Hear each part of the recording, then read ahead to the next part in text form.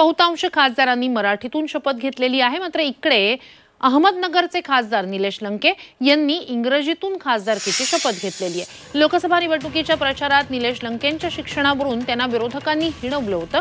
त्यात सुजय विखे पाटील यांनी भाषणात निलेश लंके इंग्रजीतून कसं बोलणार, त्यांना इंग्रजी येतं का असा सवाल विचारत त्यांची खिल्ली उडवलेली होती।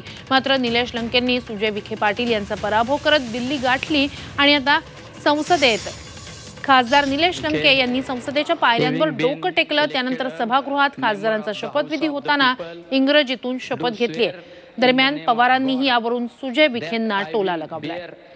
True faith and allegiance to the constitution of India as by law established that I will uphold the sovereignty and integrity of India and that I will faithfully discharge the duties upon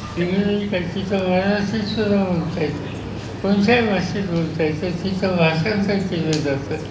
त्यामुळे एखादी व्यक्ती जनमानसात काम करणारी देश पातळीवर संसदेमध्ये जात असेल, तिच्या भाषेवर प्रश्न उपस्थित करणं हे काही शहाणपणाचं लक्षण नाही आणि त्याला उत्तर दिलं याचा आम्हाला आनंद आहे। थँक्यू।